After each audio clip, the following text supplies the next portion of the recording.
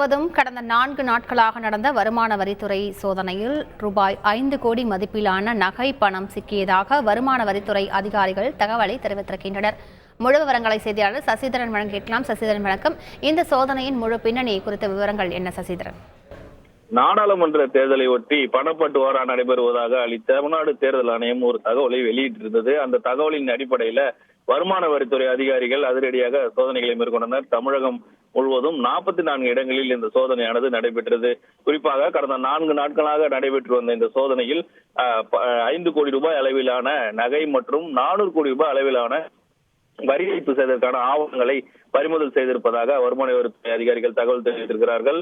சென்னை உட்பட நெல்லை, தேனி, திருப்பூர், ஈரோடு உள்ளிட்ட 44 இடங்களில் இந்த சோதனை அதிரடியாக நடைபெற்றது. ஒப்பந்ததாரர்கள், தனியார் நிறுவன ஆடிட்டர்கள், ஓய்வு பெற்ற அரசு அதிகாரிகள், ஒப்பந்ததாரர்கள் என பணம் பட்டுவாடா நடைபெறுவதாக வந்த தகவலின் அடிப்படையில அவர்கள் எந்தெந்த கட்சிக்கு பணத்தை அளித்தார்கள் என்பது குறித்தான சோதனைகளை மேற்கொள்ள அதிரடியாக இந்த வருமான வரித்துறை அதிகாரிகள் இந்த சோதனையில் ஈடுபட்டனர். சென்னையை பொறுத்தமட்டில் விருகம்பாக்கம், அடையாறு, அபிராமபுரம் உள்ளிட்ட இடங்களில் இந்த சோதனையானது நடைபெற்றது.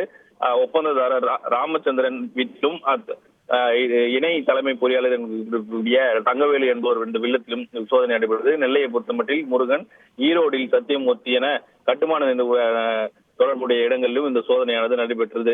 44 இடங்களில் நடைபெற்ற இந்த சோதனை இன்றையோடு நிறைவு பெற்றிருக்கிறது. கடந்த 4 நாட்களாக நடைபெற்ற இந்த சோதனை நிறைவின் முடிவில் 5 கோடி ரூபாய் அளவிலான நகை சிக்கியுள்ளதாகவும் முறையில் கணக்கில் காட்டப்படாத 400 கோடி ரூபாய் அளவிலான வரி ஏய்ப்பு செய்வதற்கான ஆவணங்களையும் வருமான வரித்துறை அதிகாரிகள் பறிமுதல் செய்திருக்கிறார்கள். இதில் 5 லட்சம் ரூபாய் முறையாக கணக்கு காட்டாத பணமும் மொத்தமாக பறிமுதல் செய்யப்பட்டிருப்பதாக வருமான வரித்துறை அதிகாரிகள் தகவல் தெரிவித்திருக்கிறார்கள்.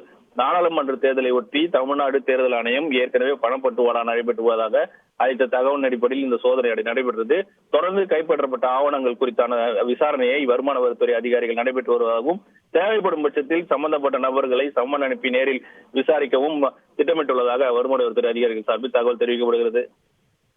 முழு விவரங்களுக்கு நன்றி சசிதரன்.